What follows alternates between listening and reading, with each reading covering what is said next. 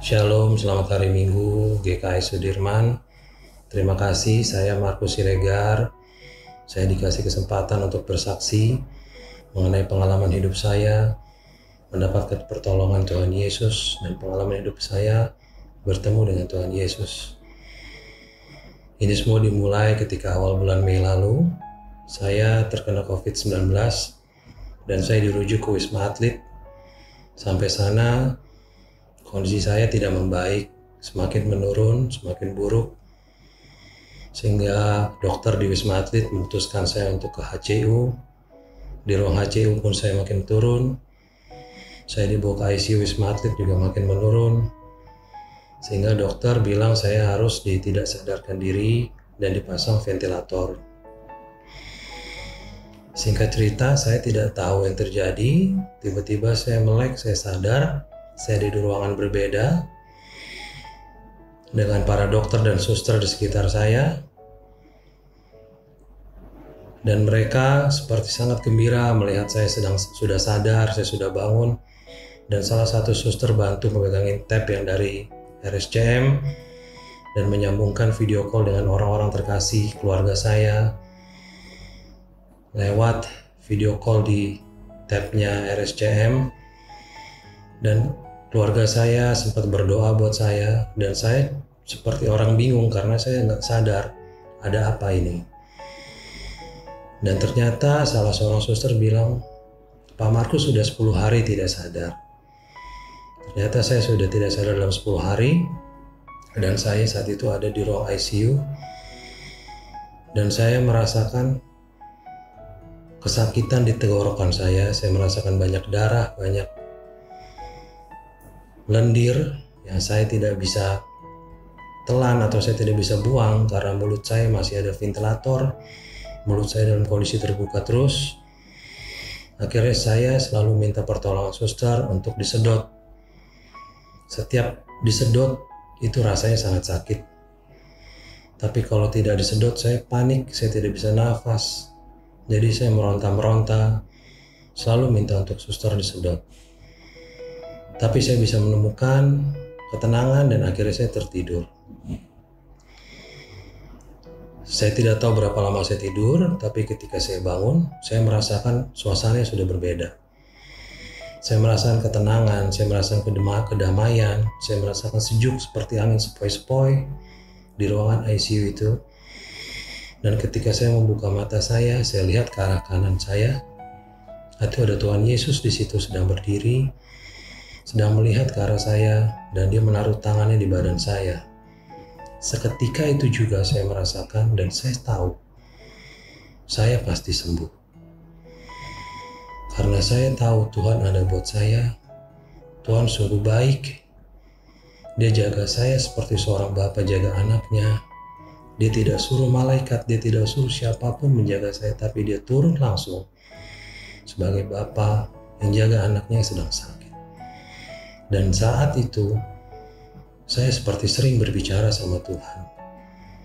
Tuhan sering ngobrol sama saya dengar suaranya sungguh lembut, sungguh penuh otoritas, sungguh penuh kasih sayang, dan suaranya itu sangat menguatkan.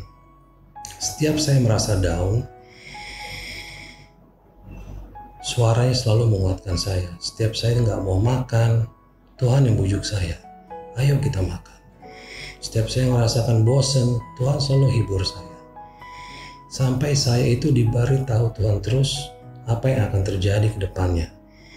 Tuhan selalu bicara sama saya, dia bilang, Markus, kamu makan, sehabis kamu makan, kita pindah ruangan.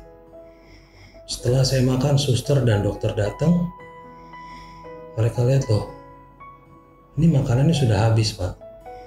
Oke, Pak, Bapak habis ini pindah ruangan ya. Saya sampai ke ruangan HCU, seperti itu juga Tuhan selalu ngobrol sama saya, dan Tuhan bilang, Markus, besok kamu pindah ruangan ke ruang perawatan. Tidak lama Tuhan ngobrol, ada dokter juga di ruang HCU, dia yang bertanggung jawab untuk pasien-pasien di situ.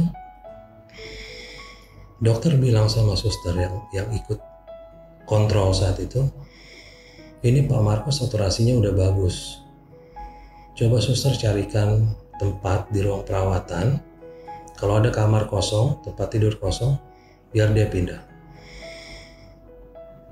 Setelah saya pindah di ruang perawatan, tetap perlindungan Tuhan, tetap penyertaan Tuhan terus ada buat saya.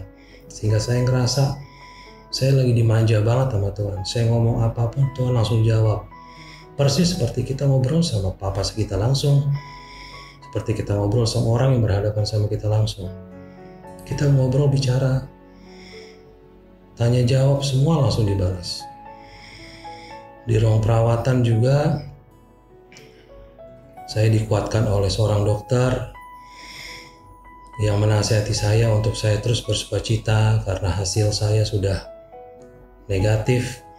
Tes kedua juga sudah negatif. Dan ketika tanggal 27 Mei jam 4 pagi, Tuhan bangunin saya.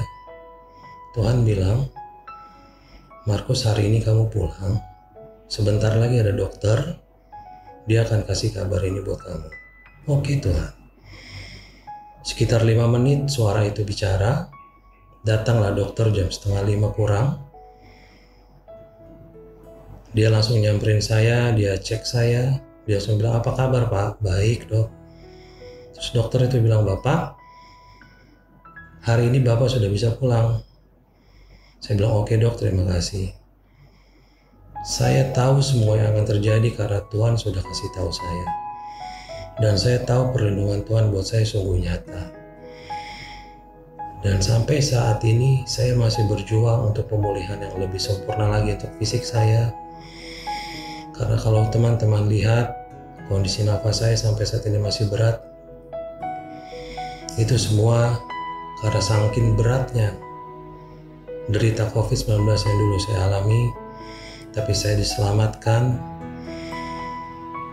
Dan saya tahu Tuhan kita hidup. Tuhan kita adalah Tuhan yang baik, Bapa yang baik. Dia tidak pernah tinggalin kita. Senakal apa kita, sejahat apa kita, Dia terus ada buat kita.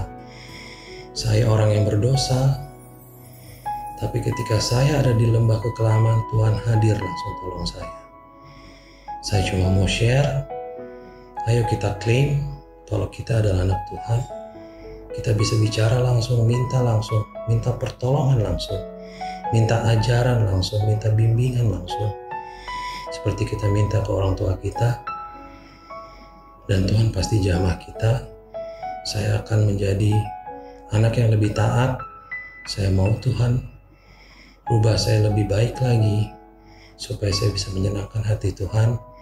Dan saya mendoakan hal yang sama untuk kita semua di GKI Sudirman, supaya kita melakukan pekerjaan-pekerjaan Tuhan yang lebih dahsyat lagi. Terima kasih untuk kesempatan ini. Tuhan Yesus memberkati.